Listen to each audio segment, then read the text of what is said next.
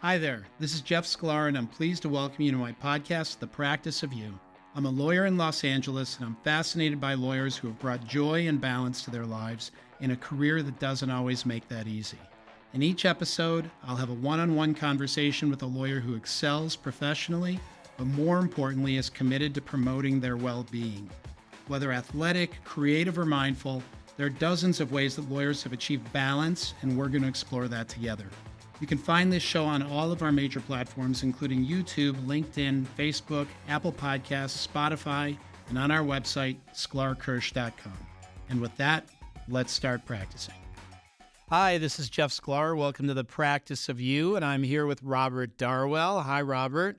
Good morning. Good morning. Robert is with Sheppard Mullin. He is a partner and head of global media and a senior partner in the entertainment, technology, and advertising practice group.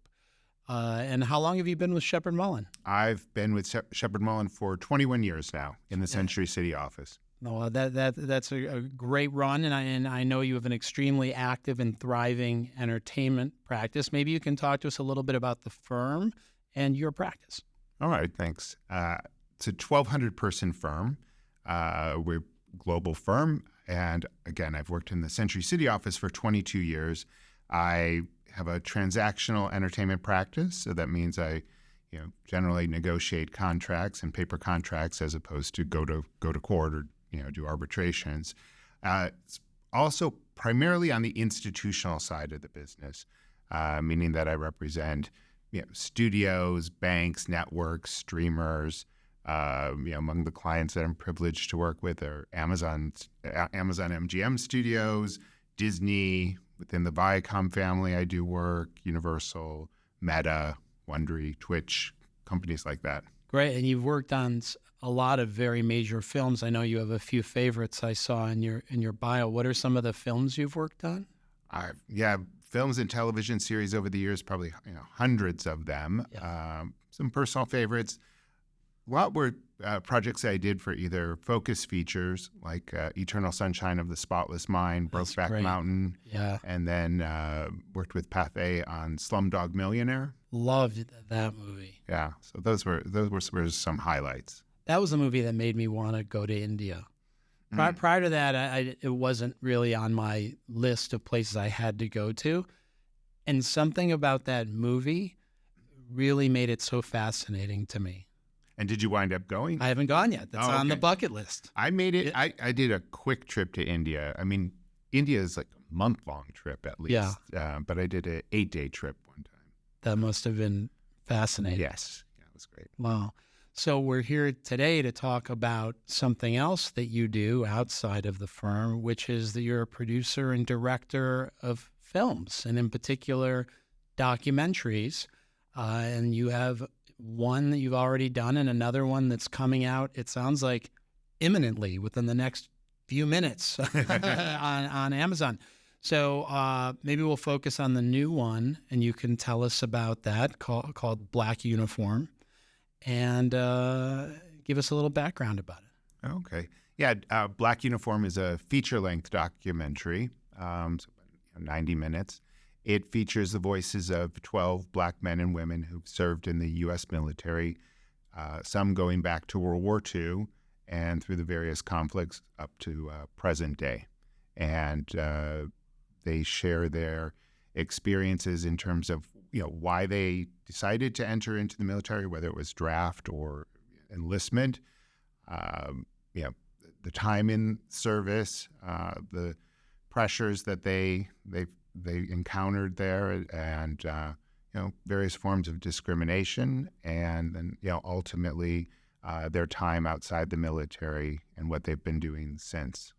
And you had both male and female soldiers in this, right? That was really interesting. Yeah, even going back to World War II, I knew I wanted to have a Tuskegee Airman, and the Greater Philadelphia chapter of the Tuskegee Airmen recommended someone, Dr. Eugene Richardson, terrific. He plays really like the role of the historian in the film, and there was a female black battalion, the only female black battalion that went overseas during World War II, the 6 888 Postal Battalion, and the very few people left from that. And so I have an interview. At the time, she was 102. Now Romay Davis is 104. That's amazing. She's 104, and this was a battalion that went over to Europe. And what was there? They were in the postal area? Yeah, it was a postal battalion. She wound up largely being a driver and not working so much in sorting the mail. Yeah. But the mail had fallen behind by several months. Oh. And that was affecting the morale of the soldiers. Right. So they sent over this female battalion. They took it was been a passenger ship during peacetime, but it was used during the wartime, French vessel, the Ile-de-France. And while they crossed the Atlantic, torpedoes were fired at them. Yeah. Fired at them. The boat would rock dramatically, and she talks about that in the film. But wow, when they got over there, they first worked in England and then went over to France and worked as well. So how did you get the idea, the inspiration for Black Uniform? When did it sort of come to you? Black Uniform is probably a natural bridge to the first film that I worked on, which was called The 90s Club. And that, similar in style, I'd gone around the country and interviewed 12 men and women between the ages of 90 and 99. I was enjoying the experience of conducting those interviews, meeting the people, really listening and capturing their stories. That as that was coming to an end, I knew I wanted to do this again. Yeah. And my father had passed away, and one of the things that came across was his uniform in the closet. And I mean, always knew he had served during the Korean War, but it wasn't anything that he ever talked to us about, and I didn't ask him about. And I thought, well, I want to do something with veterans, again, kind of historical in scope, and just learn more about that experience. And the final interview that I did for the 90s Club was with the civil rights attorney Fred Gray. He represented Rosa Parks and Martin Luther King. He went on to receive the Presidential Medal of Freedom a couple years ago from Biden. And during that interview, he was talking about his experience with the draft. And, I was thinking, perhaps, this veteran story that I'm going to do maybe should focus on Black men and women who've served. And the executive producer who worked on the film, Rose Burbank, she comes from a Black military family. Her children are in the service. Her father was in the service. And that really gave it its shape. It's kind of a bridge from the 90s Club. So, it's like a natural evolution to this next movie, because this strikes me as a really important movie. I don't know that there's been a lot out there. Many people have heard of the Tuskegee Airmen. I mean, they're heroic, and they've been featured in numerous movies and things.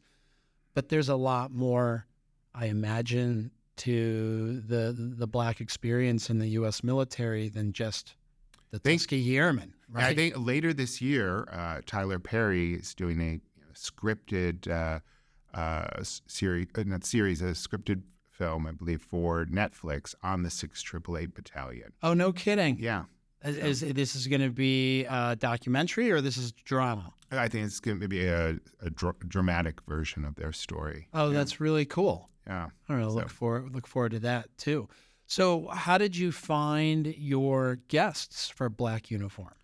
Yeah, so Black Uniform, there was a little bit more research involved in locating the guests. With the 90s Club, it was kind of word of mouth. One of the associates who I work with, his grandmother appears in the film. Oh, the father-in-law of a friend and partner in the New York office, the great aunt of our marketing director. Got it. Mostly really for that one, wanted, real people. I did want one celebrity. I said it from day one that I wanted Dick Van Dyke for the 90s Club. Yeah. And I mentioned that to one of the senior advisors in the firm. Called me 5 months later. He said, I ran into Dick Van Dyke at the gym, and he'll do your movie. And that weekend, great. I called Dick Van Dyke, and the next week I was filming him.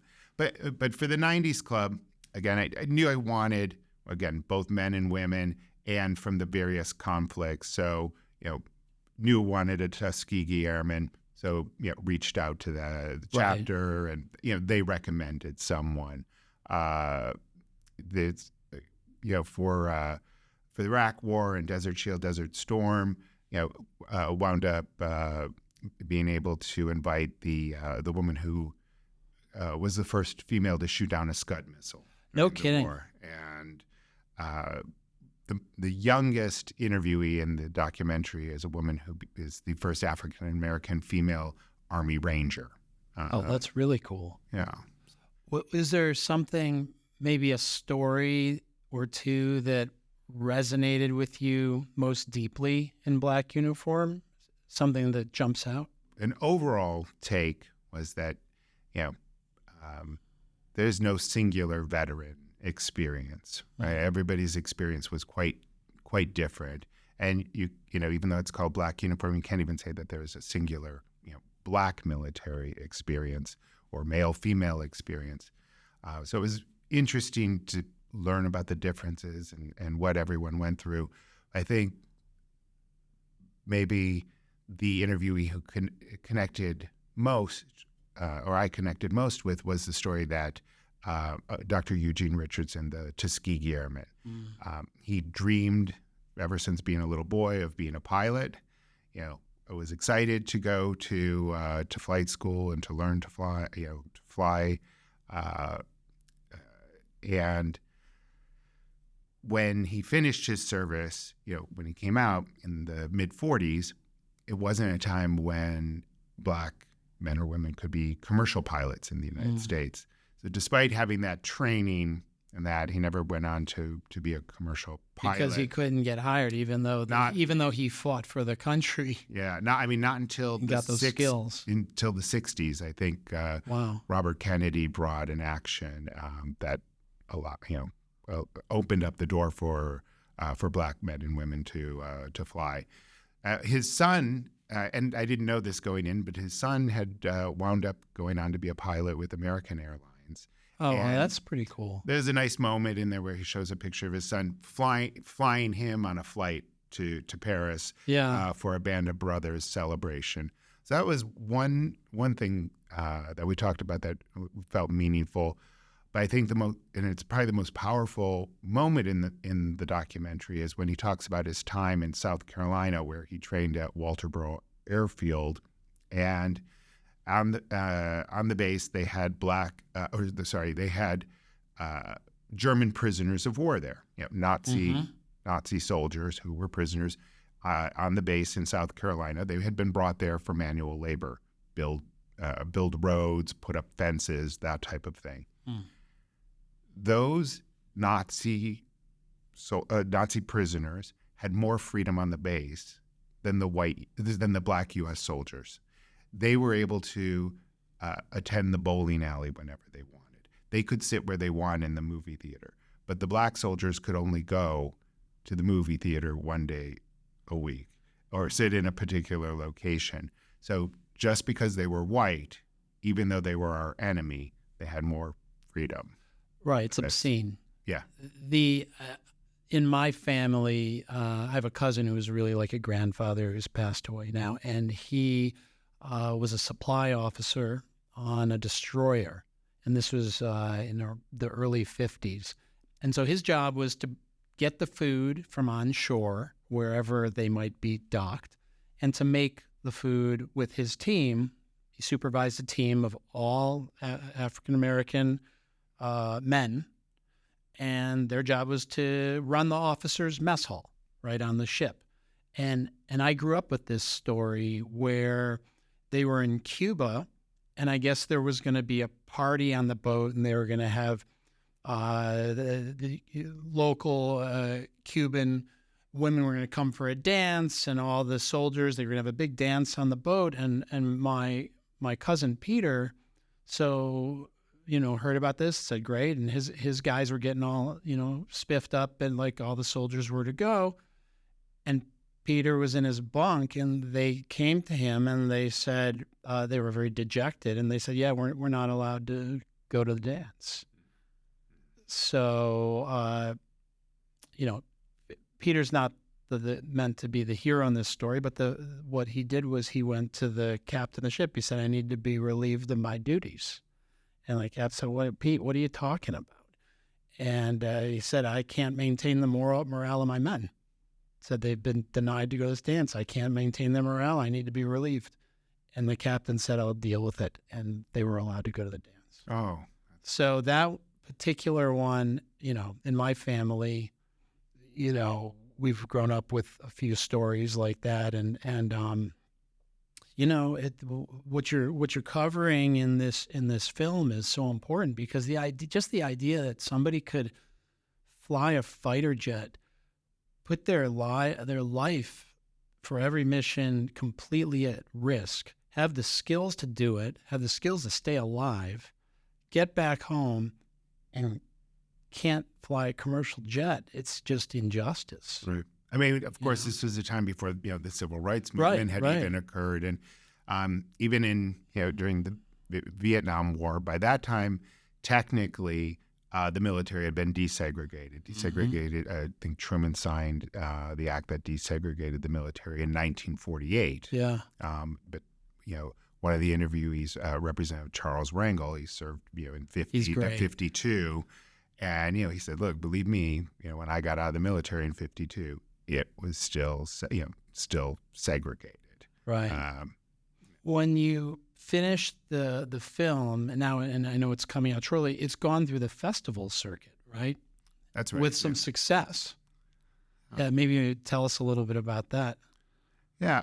Well, when I first started the whole process of, okay, I'm going to produce and direct a documentary, who knows what's going to happen with it. But, at that time, you didn't even imagine I would get into a film festival at the beginning, yet alone to make a film. It's so awesome to see it with an audience, and then to learn, oh, you won the best documentary or one of the prizes at the film festivals. It's pretty extraordinary. Black Uniform won best documentary at the Orlando Urban Film Festival, at the Diamond State Black Film Festival. It took best historical documentary prize at the Manhattan Film Festival, kind of luminary award at the Awareness Film Festival. So wow, yeah, congratulations. Thank you. Yeah. And you did all of this. Meanwhile, you're full-time practicing a lawyer with a busy practice, and I think you said you've got something like 25 colleagues who work with you on your matters. Yeah, I have 20. Yeah, 20, it's not a small team. A team of 25 associates, and thank goodness for them. Right, exactly. I mean, maybe just a little bit about, have you always wanted to direct or produce movies?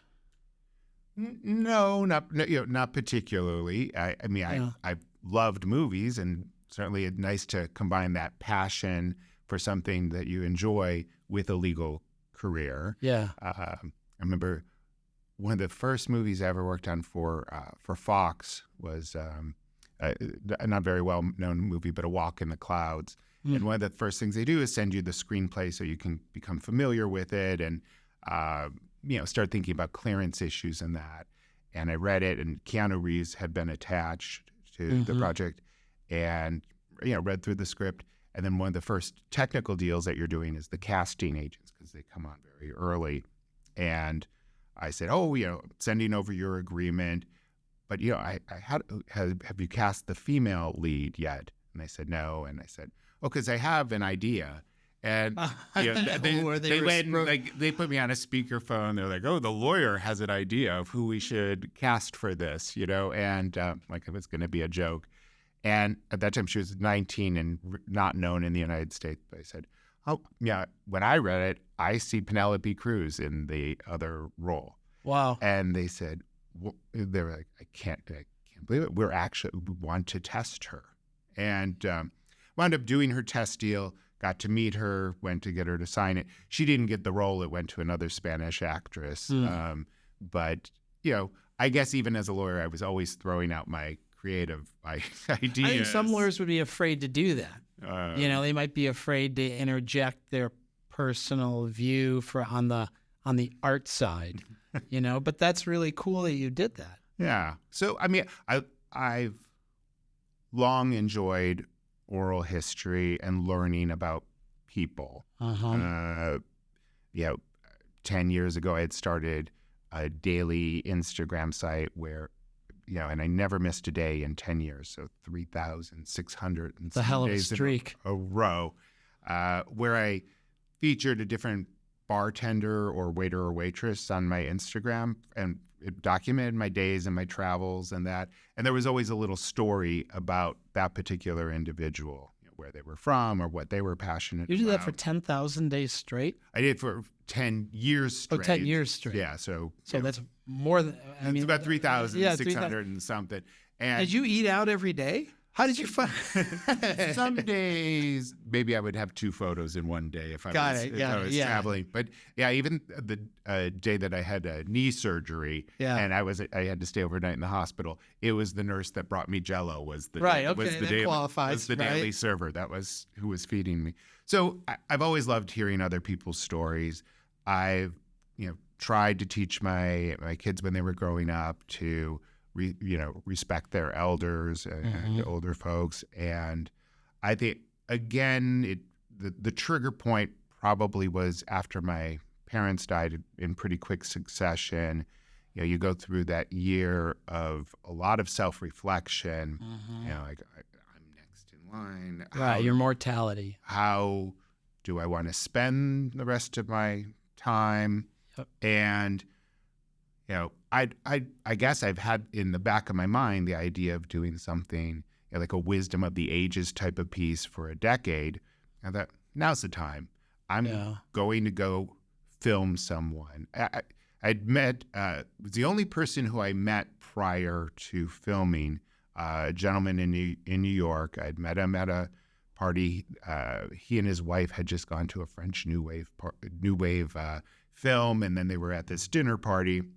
And I was surprised to learn he was 90 years old. And, they had this great day and they were enjoying the evening at this event. And I thought, okay, you're my first interviewee. Right. And once I got going with that, I'm like, okay, I'm going to go around the country and talk to a variety of different other people. I didn't quite know what I was doing or whether I was capturing something that was going to be a movie or not, but it just went from there. I mean, it was really twofold. I did want, at that time there had already been a good amount of social justice, well needed for many different groups, but I felt one that hadn't had the spotlight shined on them yet was the well-aged, and still seemed socially acceptable to prejudge someone based on a number. Right. I mean, you can still hear it in movies and television today where someone will, they'll make a crack about someone that you wouldn't, based on race or sexual orientation, just because of age. And here it's a common denominator. If we're lucky enough to get there, we will all be old people. Right. I mean, will never be black. I won't be a female. You won't, be Latino, but we'll all be old at some point where we're suddenly. I certainly hope so. Yes, Or we're at a place where we could be prejudged just based on somebody hearing, your age. So that was, part of the social good I wanted to do with that movie. But then there was the purely selfish part, which was I'm going to get to talk to 12 people and ask them what mistakes would they make, had they made. What would they redo? And give me some guidance for my own life. Was there a theme or a particular nugget of their secret that came out that was common across them? They were all very different. I mean, one was the oldest performing drag queen. One was Dick Van Dyke, others school teacher, and that. Diets were very different. I'd say the common denominator was they all still had goals of some sort. One, the woman was teaching herself a Mozart sonata, and then she corrects herself and said, well, I've taught myself the sonata. I'm memorizing the sonata. And, I see. 98-year-old photographer in New York who said, when I reach 100, I want to run the mile and set a record. It's, still having something to accomplish, right, seems to kind of drive you to go forward. I mean, I just read, Dick Van Dyke is now 98. He's going out on tour with his band again. That's so cool. Yeah. I think what you just said is really important because I think it's common, or at least not uncommon, that in our practice, you get to a point, let's say you get to a point of success, right? The phone is ringing, clients are coming in, you've got your system for how you get the work done, and there's an aspect of it where, so what's the next goal, right? The machine is running, you're doing good legal work, everything is firing. So what is the next goal? To be bigger, to generate more money, to do, I think that's a challenge.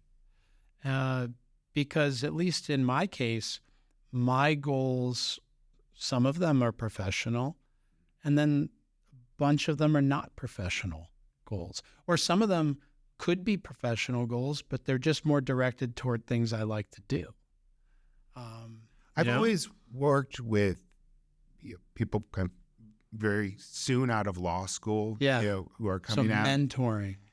And I get a lot more reverse mentoring from them. Yeah, right. No, I do like mentoring other associates in that, but their energy and enthusiasm, when you work with someone who's just doing things for the first time, I do feed off of that energy as just, as opposed to maybe working with someone who's been doing something for 15 years and they're a little tired of doing right. it. And so that constant replenishment of a bunch of, junior motivated associates around me. Energy, high energy. Keeps me fueled up. Yeah. That's pretty great. That's a nice compliment to your associates. Yeah. That they contribute to your energy. That's really great. Yeah. What's coming up next for you? I mean, I guess on that theme, what are your goals? Do you in terms of, I know you want to do another film, right? You mentioned something that might be coming up.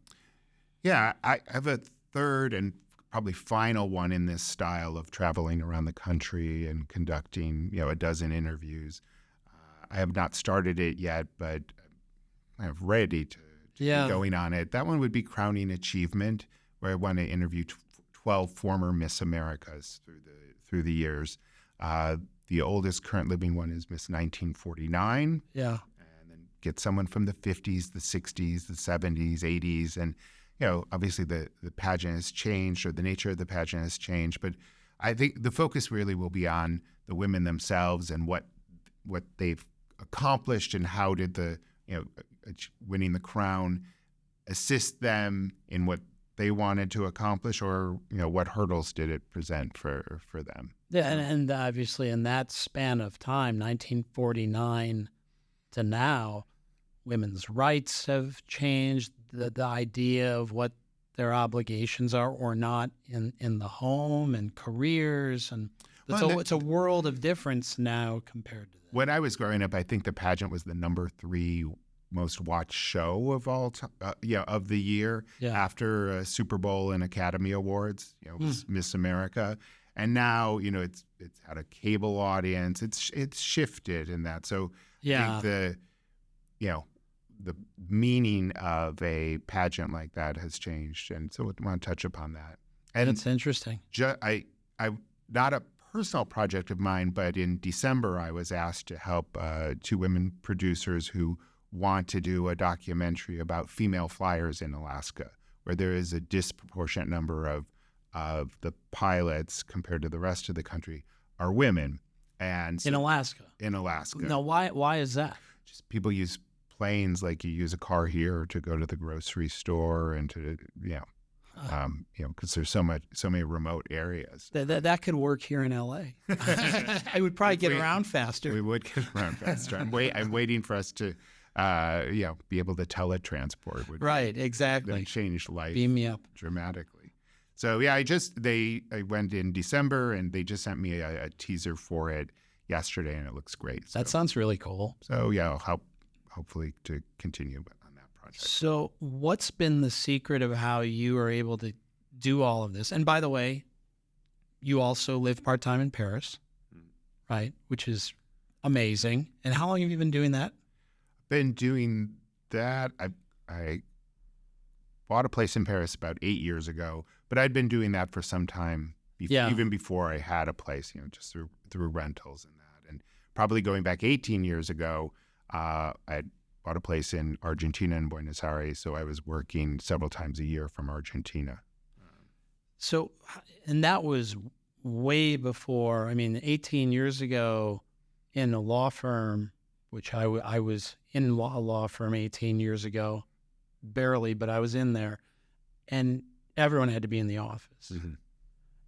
And I was an associate, so maybe there were more obligations on me, but there was FaceTime, and there was not FaceTime today where you look at your phone. Right. There's like my face and the rest of my body needs to be in the office, right? How did you come about doing that and pull it off? I think anytime you want to do something that is kind of out of the box at a law firm or in any position, you have to over deliver, right? In order to, So, you could be in the office but not see your colleagues for the day if your door is closed or not check in with everyone. And at the time, I was the practice group leader, and I would just make an effort every day to kind of roll the calls so that I could check in with every other partner in the group. How are you doing? Do you need some assistance? What can I take care of? Mm-hmm. And then being available despite the time difference. So when I'm in Paris, I joke that I'm somewhat of a vampire. I start work around 5 o'clock, 6 o'clock, and then I work until 3 a.m. or so, and then just because you're shutting down the computer, your mind is still going. You need another you need to wind down hour or so to. So that's 4 emphasis a.m. on the wine. Yeah, the wine, the glass of wine before bed will help. Got it. Definitely. And then you get up and have a little time to yourself to enjoy Paris or wherever you were, and then start it again. Started again. Yeah. The nice thing. It's someplace I've been many times before, so there's not a lot of pressure to have to, go see all the touristy things, and should try to squeeze that in. But if I'm there for a 2-week or a 4-week period, sure, I'll pick out an exhibition or two or something that, okay, this time I'm going to go see this that I never have, and do that during an afternoon. Yeah. And my treat meals are lunch rather than the dinner, which is during the the work hour. Got it. Because couldn't go to dinner with someone, which they're long dinners in France. Yeah. To go for 3 hours and to try and to be on your phone the whole time. It's like a 3-hour lunch here, right? No, we can't do 3-hour lunches. The phone's ringing, emails are buzzing in. Yeah. Dinner, I pick something up at the market and make it that evening. But and what do you feel that living in Paris part-time, being abroad, does for you?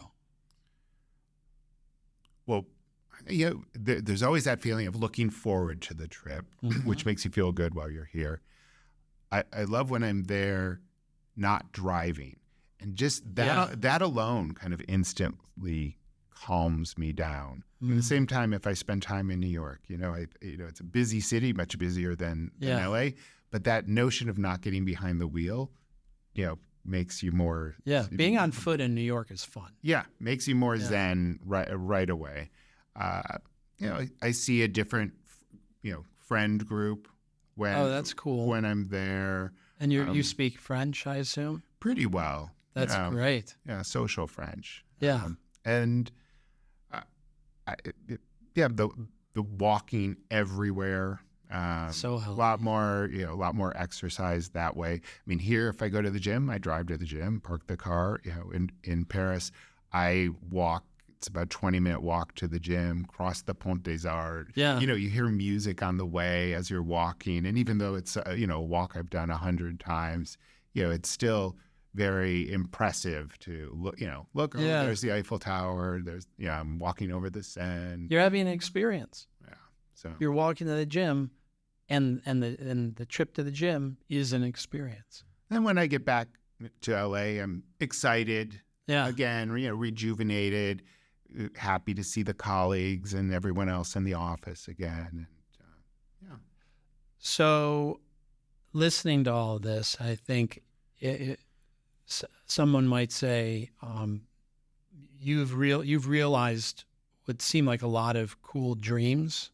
You're living part-time in Paris. You have a thriving law practice. You are producing and directing movies that you're passionate about and that are important and have important messages.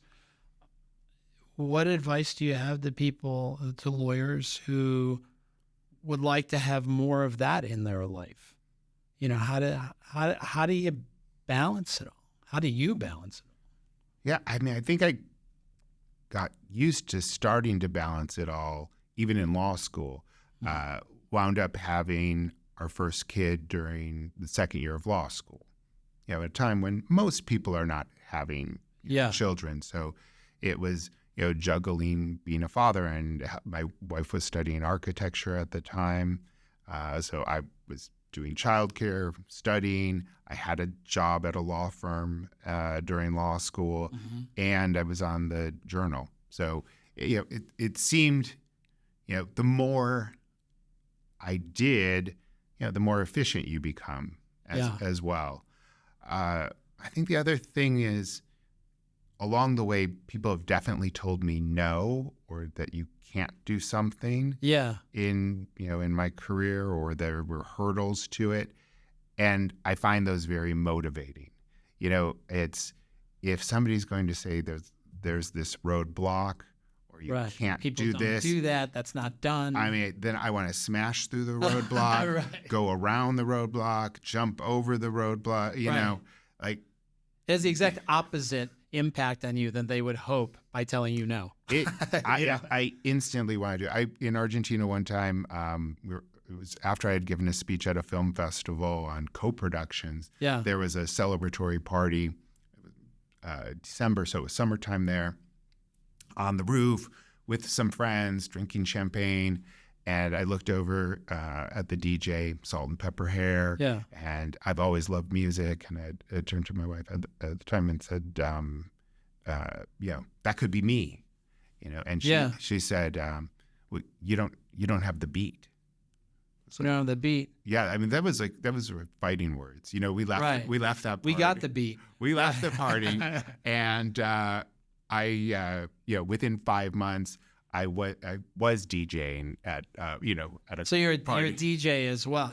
From time to time. You're sort of like a modern Renaissance man, I would say. I don't know. I don't have the technical skills as much as I have great playlists. So, but it's somebody telling me that I can't do something that's immediately going to put me on a track to go try to accomplish that. Well, I think that's inspiring, right? Because it's hard and it's scary and it's your job, and you don't want to do things that are going to potentially, that might make somebody think something about me, that I'm not committed or whatever it might be. And this has come up in some other episodes, and you've had the bravery to, sort of courage to say, no, I'm actually going to be awesome at my job. By the way, I'm going to overperform, and I'm going to do what I want to do. And I think initially you have to do that. If you're going to do something that seems inconsistent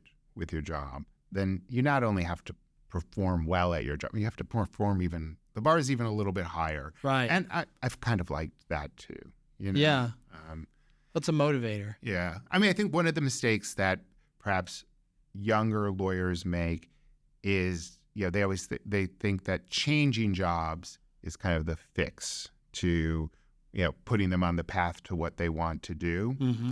When I think, an associate who's worked 2-3 years at a particular firm, you've developed a lot of goodwill right there.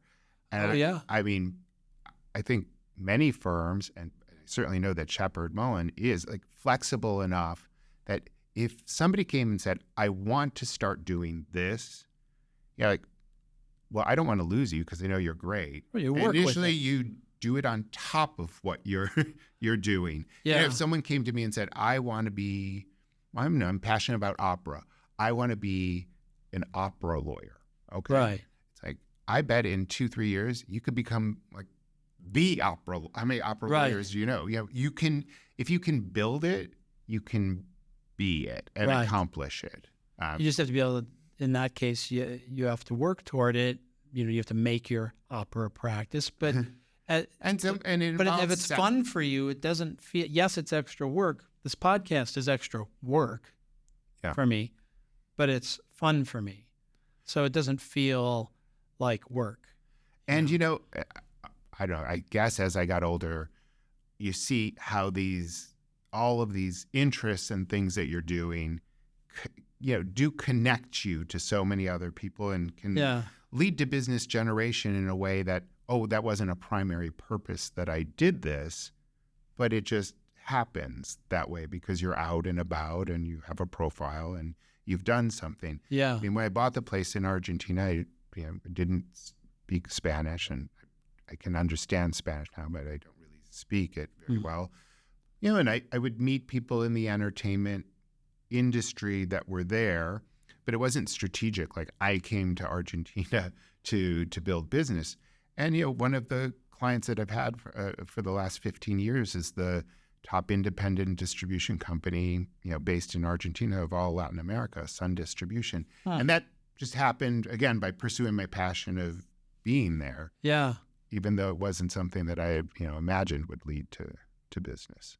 So. Well, it's funny. Chasing business, you certainly, as an originator, as somebody who's bringing business into a firm, you need to create opportunities for things to happen. But what's that 38 Special song? Hold on loosely. Oh, right. Right? Yeah, it's everything. If you clench too tight trying to generate business, you won't generate business. To me, it's mostly just about relationships, friendships, and people who come to trust you and trust your judgment and know you're reliable and that you'll do good work. And it's fun to hang out with people you like. And if they happen to send you business because they trust you, even better. Yeah. I mean, I've always been interested, going back 20 years or 25 years before. I mean, media, of course, is a global business now. But, a couple decades ago, there was much more emphasis on local market. If you were a French company, you produce for France and not so much for the world. And just my genuine interest in global cinema, if I was in France, I would meet with Gaumont, Studio Canal, Pathé, and just get to know them in a genuine way to learn what they're working on and how is the system different than it is in the United States. And, right now I represent those three companies. When I took the family to Iceland, 12 years ago, we landed in the dark, checked in the hotel. I said, I got to go. I have lunch with, they're like, who do you know here? I said, I don't know them, but I'm meeting the top film producer of Iceland. 3 months later, that guy gave me a call and said, we need help on something. Yeah, and it's just putting yourself in the position to establish more relationships and being open to that. Yeah. But you strike me as pretty easygoing, so I bet comes naturally to you. Maybe it's a little bit of a mischaracterization. I am easygoing, but I'm also, in order to accomplish all the things that you want to do in a particular day, right? I'd say I'm also fairly impatient. Focused, impatient, yeah. Got to keep things moving throughout the course of the day. And sometimes if I'm passionate about something, I could be even more impatient. Got it. All right. Well, yeah, I can relate to that too. Is there anything else we haven't talked about that we should hit on? I think we've covered a lot. And well, just circling back to the movies, and thank you for inviting me to come speak with you. Just independent films like this and documentaries that don't have a big studio push behind them definitely rely on word of mouth and that. So if people get to see the 90s Club or Black Uniform on Amazon Prime in a week or so when it's up there, give the rating, give a review, share it with others. Little films like this, really rely on that. I can't wait to watch both of them. All right. Thanks you. for coming on. Appreciate it. Thank you very much. Take care. Thanks for joining us today on The Practice of You, hosted by me, Jeff Sklar. You can find this show on all the major platforms, including YouTube, LinkedIn, Facebook, Apple Podcasts, Spotify, and on our website, sklarkirsch.com. I really appreciate your positive reviews, comments, and sharing this show with others. Until next time, enjoy the present moment and don't forget to practice you. This podcast is considered attorney advertising by the California State Bar. The discussions in this podcast do not constitute professional advice of any kind, including without limitation, medical, legal, or business. And you are advised to consult with your own physicians, lawyers, and other advisors before undertaking any activities discussed in this podcast.